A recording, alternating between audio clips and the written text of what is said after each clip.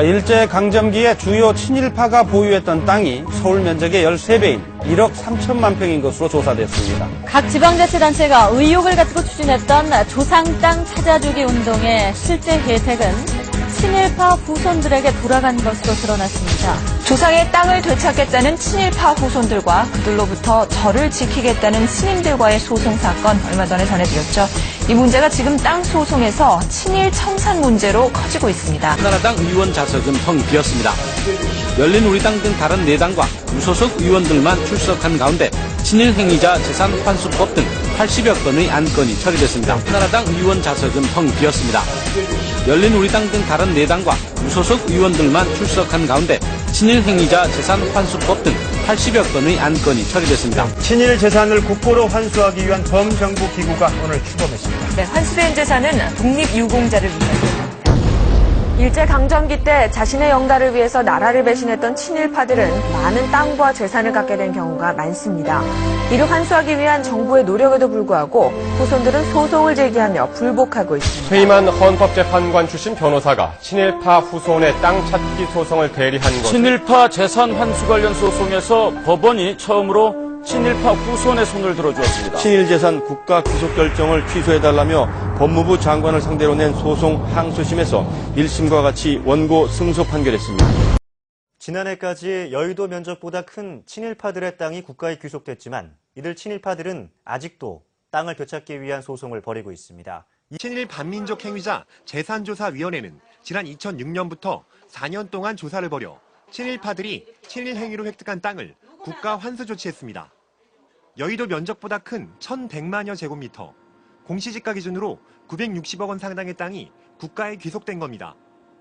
친일파 후손들은 이에 반발해 귀속된 땅의 80%인 800만 제곱미터에 대한 행정소송 92건을 냈습니다. 지금까지 종결된 행정소송은 모두 37건으로 친일파의 패소율은 84%에 달해 비교적 국가 승소율이 높았습니다. 하지만 지난해 10월 일제에게 후작자기를 받은 이해승의 후손에게 국가에 기속된 시가 318억 원의 땅을 돌려주라는 대법원 최종 판결이 났습니다. 이는 재산조사위의 국가 귀속 결정을 뒤엎은 첫 확정 판결로 앞으로 남아있는 55건의 소송에 대해서도 악영향을 끼칠 것으로 우려됩니다.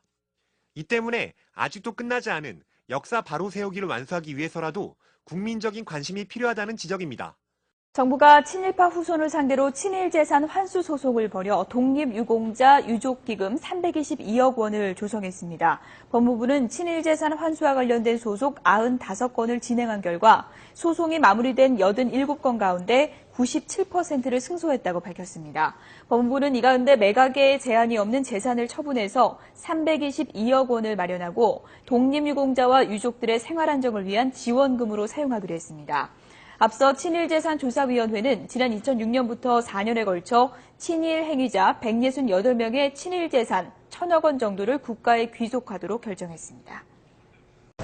전 독립유공자 협회 회장이신 애국지사 이준호 독립유공자님과 저희 유족회에서 친일파 재산과 관련해서 국민 여러분께 알려드릴 것이 있지 않았습니까? 국민에게 드리는 호소문,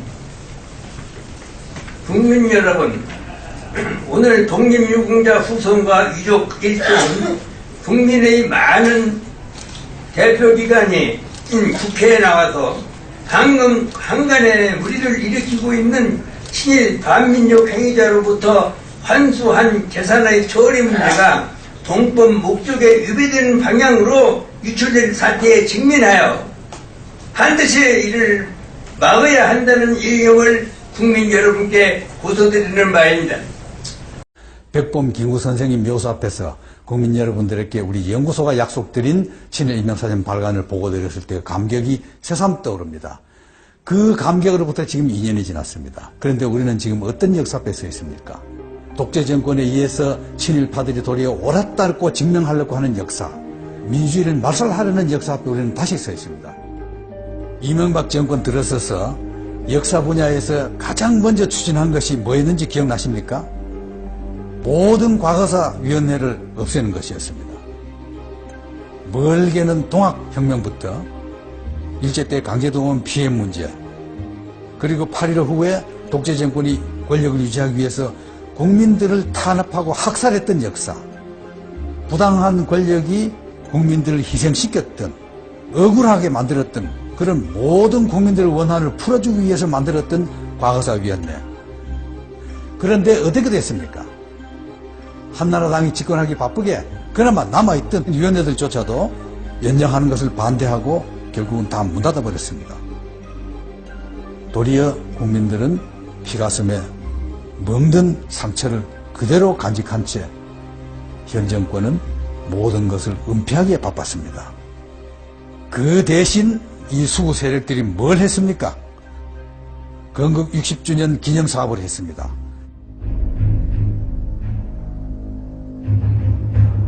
건국 60년, 이 의의 속에는 친일 세력들의 엄청난 음모가 숨어있다고 봐야 됩니다. 임시정부는 독립국가를 대표한 게 아니고 실제로 국가 운영한 적도 없다. 그러니 우리 민주주의의 실제 출발은 1948년 8월 대한민국 건국이라고 봐야 한다. 그리고 건국 후 공로는 정부 수립에 참여했던 인물들의 몫으로 돌리는 게 마땅하다. 이게 무슨 뜻입니까? 1948년 이전 일제 식민지하에서 독립투쟁을 했던 모든 우리 선조들의 투쟁을 깡그리 무시한 처사입니다. 결국 대한민국 뿌리는 독립운동 세력이 아니라는 것입니다. 이것은 우리 헌법 전문을 무시한 것입니다. 우리 헌법 전문에서는 3.1 정신을 바탕으로 한 임시정부를 법통을 이어받았다고 되어 있습니다. 그럼 수구 세력이 내세우는 대한민국 뿌리는 어디에 있습니까? 역사가 뒤틀리지 않았다면 대부분 민족 반역죄로 다스려졌을 친일파들, 그들을 권력에 눈이 멀어서 친일파와 손잡았던 이승만과 그 옹호 세력들입니다. 이들이 우리 역사의 뿌리여 정통이란 겁니까? 건국 60년, 이거 어쩌다 나온 아이디어가 아닙니다. 참여정부 시절에 이미 조선일보가 사설에서 건국절 얘기를 꺼냈고 뉴라이트에 속하는 학자들이 그 주장을 시종해왔습니다. 그리고 한나라당은 2003년부터 건국절 법안을 발의해왔습니다. 건국 60전 기념사업은 이런 배경 속에서 추진된 것이고 결국 이 정권은 광복절 행사에 건국 60전이라는 글자를 박아 넣게 된 것입니다. 이렇게 분위기가 무르익으니 광화문에다 이승만 동상을 세우자는 세력이 나서고 시민들의 피로 역사에서 처방했던 이승만 동상이 다시 섰습니다. 뿐만 아니라 항일 독립군 토벌에 참가한 1급 친일파 민족 반역자들의 동상도 섰습니다. 그리고 급기야 공영방송까지 수구 세력은 나팔수가 되어서 백선엽을 구국의 영웅이라고, 이승만은 건국 아버지라고 친일과 독재를 미화하는 방송을 했습니다. 그런데 이보다 더 끔찍하고 무서운 일이 있습니다. 우리 젊은 세대들에게 가르칠 역사 교과서를 완전히 친일파의 입맛에 맞도록 뜯어 고치려고 하는 작업입니다. 뉴라이트 대표 학자들이 포진한 교과서 포럼, 이 사람들이 이명박 정권 들어서자마자 책을 냈습니다. 일제가 우리를 근대화시켰다. 강제로 끌려간 위안부 할머니들은 돈 벌러 간 거다. 김구 선생은 테러리스트다. 이걸 두고 조선일보가 뭐라고 했느냐 압니까? 균형 잡힌 역사교육의 첫걸음이라고 했답니다. 여기에 한 발 더 나가서 교과서를 탈환해야 된다고 선동했습니다. 그래서 어떻게 됐습니까? 교과부, 국방부, 통일부 다 나서고 한나라당은 거들고 상공회의소도 나서서 현행 역사 교과서 200군데를 뜯어 고쳤습니다. 그리고 이걸로도 끝나지 않았습니다. 2013년부터 우리 학생들은 새로운 교과서에 의한 역사 교육을 받게 됩니다. 그 역사 교과서 집필 기준에 의하면은 8.15 이후 친일파 청산에 대한 모든 노력을 빼라. 이승만 독재정권에 대한 비판을 빼라. 박정희 독재정권에 대한 비판도 빼라. 광주 5.18 민주화 항쟁에 대한 기술도 빼라. 이런 교과서 집필 기준을 해서 이런 책으로 배운 학생들이 앞으로 우리나라를 짊어지고 나가야 됩니다. 그 학생들이 어떻게 변하겠습니까? 이제 박정희 동상까지 섰고 기념관도 문을 엽니다.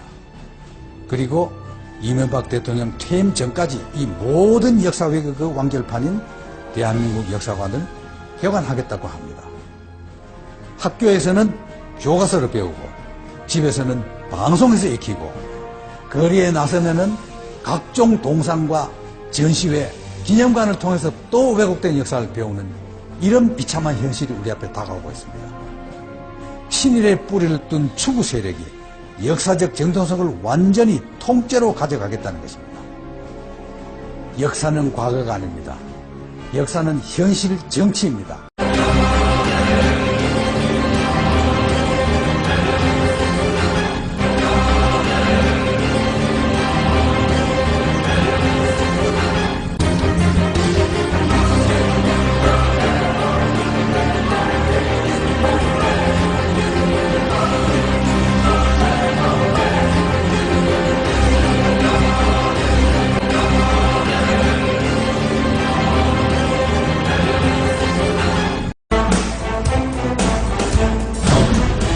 그때 다시 한번 큰 위기가 닥쳤습니다. 일본 휘하의 만주군에서 근무했다는 이유로 사전에 게재된 박정희 전 대통령의 아들 지만 씨 역시 지난달 가처분 신청을 냈습니다. 사태는 심각했습니다. 사전 발간 자체가 불법이 될 수도 있는 상황이었습니다. 이 난관을 신속하게 돌파하려면 박정희의 친일은 결코 강압이나 생계를 위한 어쩔 수 없는 선택이 아니었다. 바로 그것을 보여주는 증거가 필요했습니다. 하지만 박정희가 일본군에 지원하기 위해 혈서를 썼다는 사실은 증언으로만 떠돌고 있었습니다. 2009년 11월 6일 판결이 내려졌습니다. 법원은 친일 임명사전에 손을 들었습니다. 민족문제연구소가 박 전 대통령이 혈서까지 쓰며 만주군에 지원했다는 내용의 옛 신문기사를 공개했습니다. 연령 초과로 만주군 군관직에 1차 탈락했던 박 전 대통령이 재차 응모하면서 혈서와 함께 일본인으로서 수치스럽지 않을 만큼의 정신과 기백으로 목숨을 다해 충성하겠다는 내용의 편지를 제출했다고 기록돼 있습니다. 혈서와 함께 일본인으로서 수치스럽지 않을 만큼의 정신과 기백으로 목숨을 다해 충성하겠다는 내용의 편지를 제출했다고 기록돼 있습니다. 그동안 연구소는 해외에서도 자료 조사를 진행해왔고 그 과정에서 박정희의 혈서 지원 기사를 발견했던 것입니다. 역사의 진실은 결코 감출 수 없습니다. 누군가는 반드시 그것을 기억하고 기록합니다. 미 군정은 자신들의 지배력을 강화하기 위해서 치밀한 작전을 펼치기 시작했다. 그들은 숨어있던 친일 경찰과 관리들을 즉각 복귀시켰다. 그리고는 친일파들을 앞세워 자주 독립 세력을 짓밟기 시작했다. 그러자 국내에서 건국을 준비하던 독립운동가들은 크게 당황했다. 그들은 해외 독립운동 세력이 돌아오기만을 애타게 기다렸다. 1945년 10월 드디어 미국에 있던 이승만이 귀국했다. 이어서 백범, 김구가 상해 임시정부 요인들과 함께 국내로 들어왔다. 공존이 불가능한 레지스탕스와 콜라보. 이제 그들의 결전은 피할 수 없는 일이었다. 1945년 8월 15일 우리는 해방을 맞았습니다. 그러나 우리 역사의 진정한 주인이 된 것은 아니었습니다.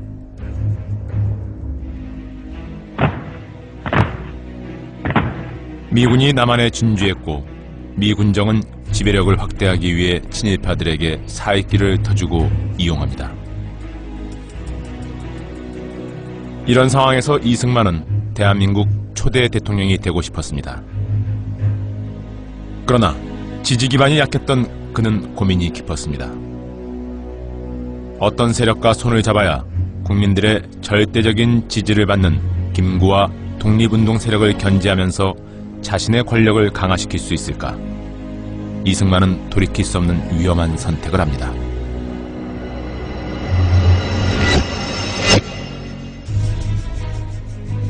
그는 친일파와 손을 잡았고 그들은 독립운동 세력을 청산해 나갑니다. 친일파를 처벌하기 위해 만들어진 반민특위. 이곳에도 친일 경찰들이 나타났습니다.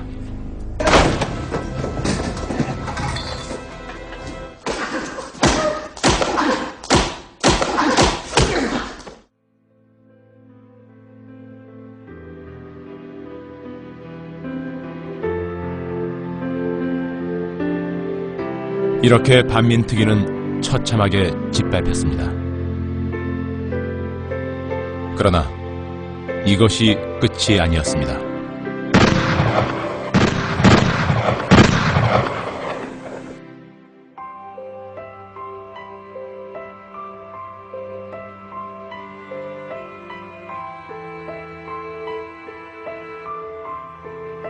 이로써 우리 역사는 거짓과 불의의 시대로 들어서고 친일 문제는 금기의 영역이 돼버립니다.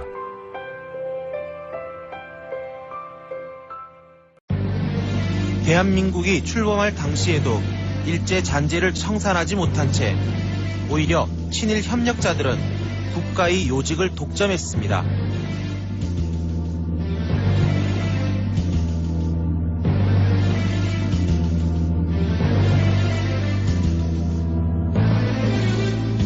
국군 역시 79년까지 일본군 출신들이 군 핵심 지휘부를 장악했습니다. 과거를 청산하지 못한 역사는 그들이 또다시 전면에 나설 기회를 주고야 말았습니다. 이 박정희와 함께 쿠데타를 일으킨 사람들인데 무슨 공통점이 있습니까? 네, 5.16 핵심 가담자들의 대부분은 박정희의 만주 군관학교 선후배들이었습니다. 때문에 박정희에게 그러한 만주 군관학교의 인맥이 없었더라면 5.16 쿠데타는 성공하지 못했을 거라는 분석도 있습니다. 우리나라는 광복 이후에 친일 청산을 하지 못한 것 때문에 모든 정치, 경제, 사회, 문화 전 영역이 친일파들에 의해서 장악이 됐거든요. 박정희 쿠데타를 가져온 결과가 됐고 그것이 현재까지도 영향을 미치고 있는 거예요. 판사님, 이들은 박용만 패당이며 미국 영토에 한국인 군대를 만들었습니다. 이들은 위험한 반일 행동을 하며 일본 군함 이즈모가 호놀룰루에 도착하면 파괴하려는 음모까지 꾸민 무리들입니다. 이것은 미국과 일본 사이에 중대 사건을 일으켜 평화를 방해하려는 것입니다. 판사님, 저들을 조처해 주십시오. 믿기 힘들겠지만 이건 실화다. 실제로 그는 이런 증언을 했다. 그런데 이승만의 증언은 자신의 조국에 대한 명백한 반역 행위 아닌가? Si je me place du point de vue d'un Français qui se verrait trahi par son compatriote alors qu'il est dans un pays étranger et qu'il essaie d'aider son pays, donc il considérerait ça comme de la trahison. Et puis, si un Français avait donné à l'étranger pendant la Deuxième Guerre mondiale une interview expliquant que l'occupation allemande de la France était bénéfique pour la France, à la fin de la guerre, il aurait été aussi considéré comme un traître à la patrie officiellement par tout le monde.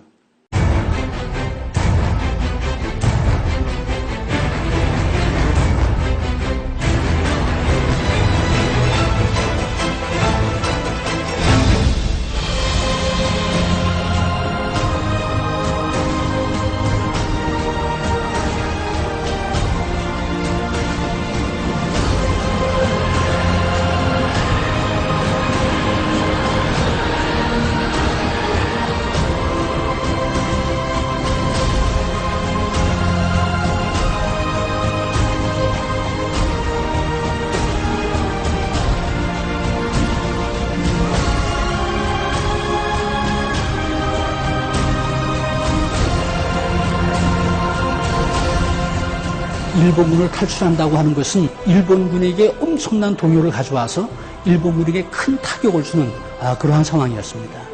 김준혁과 같은 이런 지식인 청년들이 자신을 희생해가면서 독립운동에 참여했던 이 정신, 이것이 독립을 쟁취할 수 있었던 원동력이 되었습니다. 김준영, 대한민국의 영원한 광복군으로 당신을 기억합니다.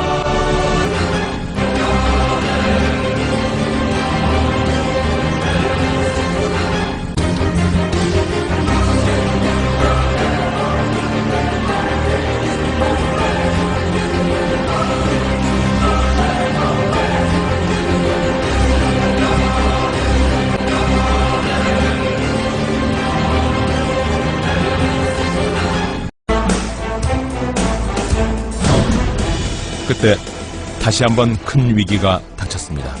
일본 휘하의 만주군에서 근무했다는 이유로 사전에 게재된 박정희 전 대통령의 아들 지만 씨 역시 지난달 가처분 신청을 냈습니다. 사태는 심각했습니다. 사전 발간 자체가 불법이 될 수도 있는 상황이었습니다. 이 난관을 신속하게 돌파하려면 박정희의 친일은 결코 강압이나 생계를 위한 어쩔 수 없는 선택이 아니었다. 바로 그것을 보여주는 증거가 필요했습니다. 하지만 박정희가 일본군에 지원하기 위해 혈서를 썼다는 사실은 증언으로만 떠돌고 있었습니다. 2009년 11월 6일 판결이 내려졌습니다.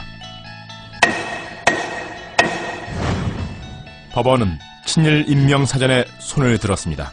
민족문제연구소가 박 전 대통령이 혈서까지 쓰며 만주군에 지원했다는 내용의 옛 신문 기사를 공개했습니다. 연령 초과로 만주군 군관직에 1차 탈락했던 박 전 대통령이 재차 응모하면서 혈서와 함께 일본인으로서 수치스럽지 않을 만큼의 정신과 기백으로 목숨을 다해 충성하겠다는 내용의 편지를 제출했다고 기록되어 있습니다. 혈서와 함께 일본인으로서 수치스럽지 않을 만큼의 정신과 기백으로 목숨을 다해 충성하겠다는 내용의 편지를 제출했다고 기록되어 있습니다.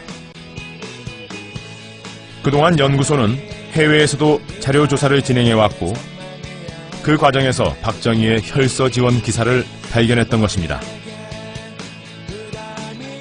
역사의 진실은 결코 감출 수 없습니다. 누군가는 반드시 그것을 기억하고 기록합니다. 미 군정은 자신들의 지배력을 강화하기 위해서 치밀한 작전을 펼치기 시작했다. 그들은 숨어있던 친일 경찰과 관리들을 즉각 복귀시켰다. 그리고는 친일파들을 앞세워 자주 독립 세력을 짓밟기 시작했다. 그러자 국내에서 건국을 준비하던 독립운동가들은 크게 당황했다. 그들은 해외 독립운동 세력이 돌아오기만을 애타게 기다렸다. 1945년 10월 드디어 미국에 있던 이승만이 귀국했다. 이어서 백범, 김구가 상해 임시정부 요인들과 함께 국내로 들어왔다. 공존이 불가능한 레지스탕스와 콜라보. 이제 그들의 결전은 피할 수 없는 일이었다. 1945년 8월 15일 우리는 해방을 맞았습니다. 그러나 우리 역사의 진정한 주인이 된 것은 아니었습니다.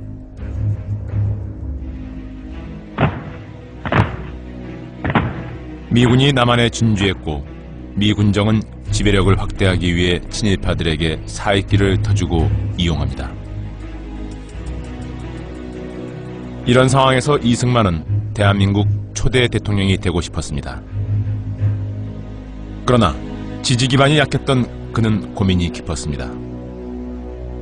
어떤 세력과 손을 잡아야 국민들의 절대적인 지지를 받는 김구와 독립운동 세력을 견제하면서 자신의 권력을 강화시킬 수 있을까? 이승만은 돌이킬 수 없는 위험한 선택을 합니다.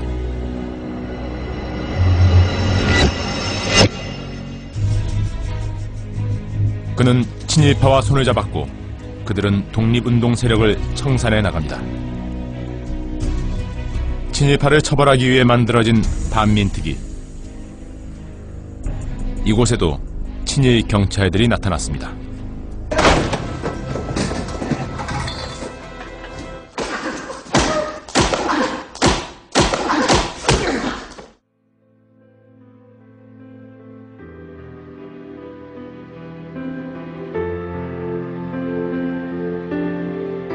이렇게 반민특위는 처참하게 짓밟혔습니다.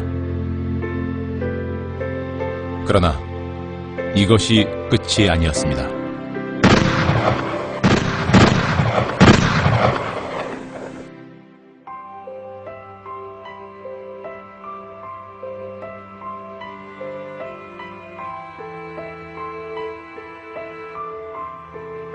이로써 우리 역사는 거짓과 불의의 시대로 들어서고 친일 문제는 금기의 영역이 돼버립니다.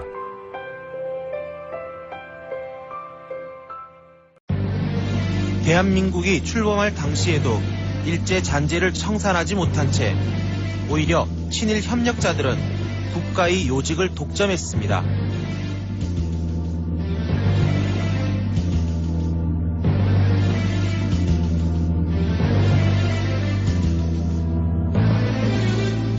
국군 역시 79년까지 일본군 출신들이 군 핵심 지휘부를 장악했습니다. 과거를 청산하지 못한 역사는 그들이 또다시 전면에 나설 기회를 주고야 말았습니다. 이 박정희와 함께 쿠데타를 일으킨 사람들인데 무슨 공통점이 있습니까? 네, 5.16 핵심 가담자들의 대부분은 박정희의 만주 군관학교 선후배들이었습니다. 때문에 박정희에게 그러한 만주 군관학교의 인맥이 없었더라면 5.16 쿠데타는 성공하지 못했을 거라는 분석도 있습니다. 우리나라는 광복 이후에 친일 청산을 하지 못한 것 때문에 모든 정치, 경제, 사회, 문화 전 영역이 친일파들에 의해서 장악이 됐거든요. 박정희 쿠데타를 가져온 결과가 됐고 그것이 현재까지도 영향을 미치고 있는 거예요. 판사님, 이들은 박용만 패당이며 미국 영토에 한국인 군대를 만들었습니다. 이들은 위험한 반일 행동을 하며 일본 군함 이즈모호가 호놀룰루에 도착하면 파괴하려는 음모까지 꾸민 무리들입니다. 이것은 미국 친일파 재산과 관련해서 여러분들 국민 여러분께 알려드릴 것이 있지 않았습니까? 네, 국민에게 드리는 호소문. 국민 여러분, 오늘 독립유공자 후손과 유족 일족은 국민의 많은 대표기관이 국회에 나와서 방금 한간에 우리를 일으키고 있는 친일 반민족 행위자로부터 환수한 재산의 처리 문제가 동법 목적에 위배되는 방향으로 유출된 사태에 직면하여 반드시 이를 막아야 한다는 일념을 국민 여러분께 고소드리는 바입니다. 백범 김구 선생님 묘소 앞에서 국민 여러분들에게 우리 연구소가 약속드린 친일 인명사전 발간을 보고드렸을 때 감격이 새삼 떠오릅니다. 그 감격으로부터 지금 2년이 지났습니다. 그런데 우리는 지금 어떤 역사 앞에 서 있습니까? 독재 정권에 의해서 친일파들이 도리어 옳았다고 증명하려고 하는 역사, 민주주의를 말살하려는 역사 앞에 우리는 다시 서 있습니다. 이명박 정권 들어서서 역사 분야에서 가장 먼저 추진한 것이 뭐였는지 기억나십니까? 모든 과거사위원회를 없애는 것이었습니다. 멀게는 동학혁명부터 일제 때 강제동원 피해 문제, 그리고 8.15 후에 독재 정권이 권력을 유지하기 위해서 국민들을 탄압하고 학살했던 역사, 부당한 권력이 국민들을 희생시켰던, 억울하게 만들었던 그런 모든 국민들의 원한을 풀어주기 위해서 만들었던 과거사위원회. 그런데 어떻게 됐습니까? 한나라당이 집권하기 바쁘게 그나마 남아있던 위원회들조차도 연장하는 것을 반대하고 결국은 다 문 닫아버렸습니다. 도리어 국민들은 피가슴에 멍든 상처를 그대로 간직한 채 현 정권은 모든 것을 은폐하기에 바빴습니다. 그 대신 이 수구 세력들이 뭘 했습니까? 건국 60주년 기념사업을 했습니다.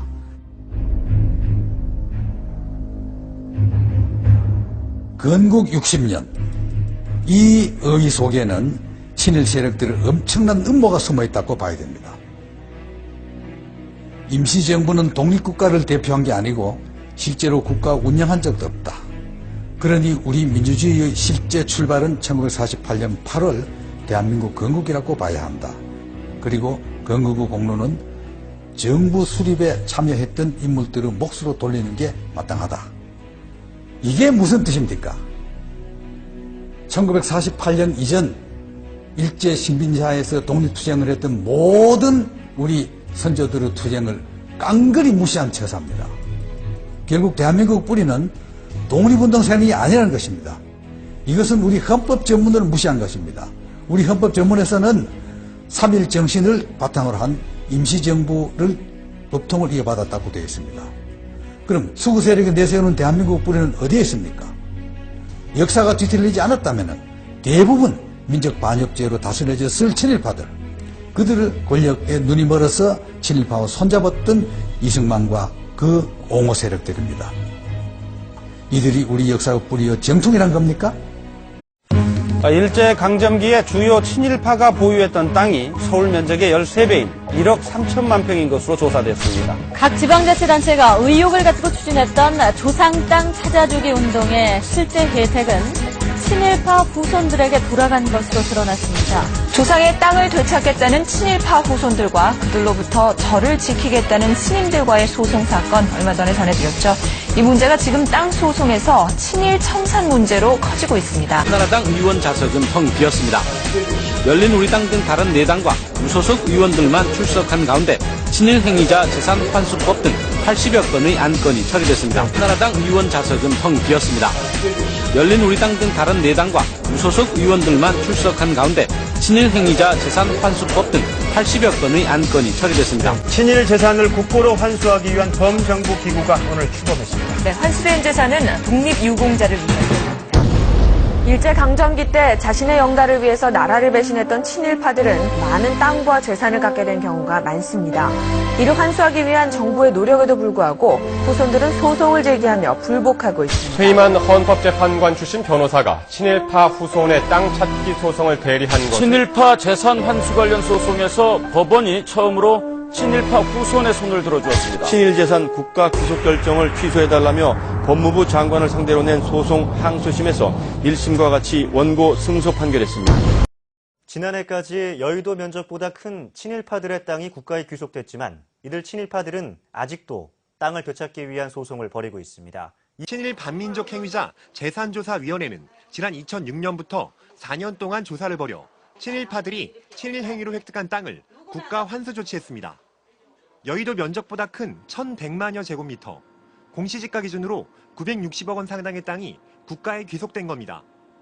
친일파 후손들은 이에 반발해 귀속된 땅의 80%인 800만 제곱미터에 대한 행정소송 92건을 냈습니다.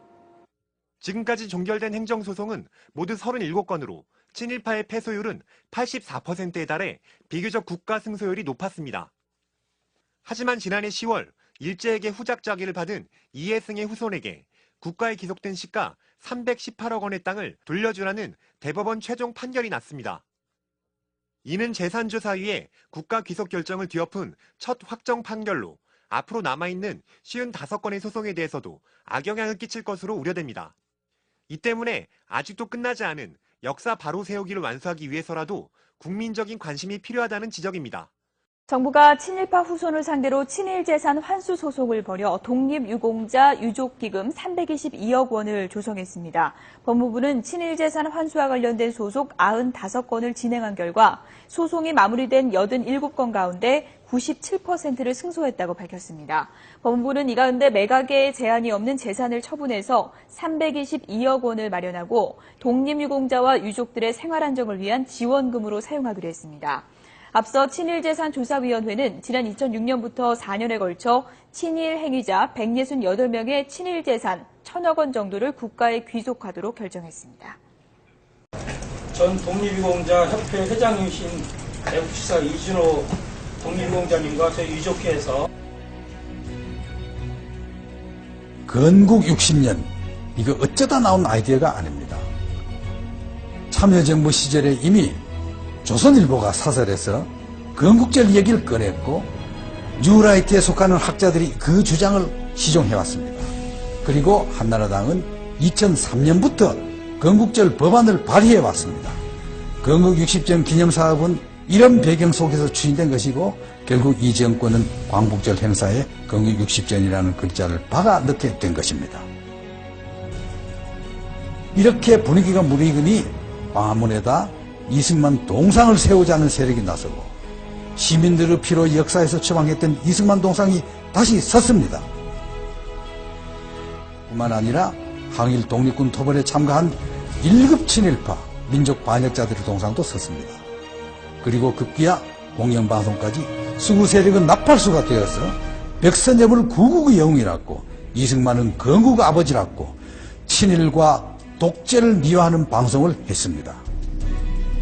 그런데 이보다 더 끔찍하고 무서운 일이 있습니다.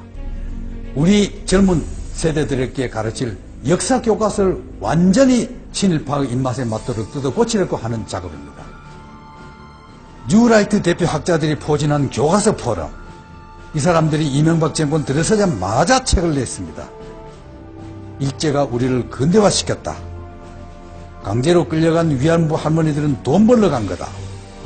김구 선생은 테러리스트다. 이걸 두고 조선일보가 뭐라고 했느냐 압니까?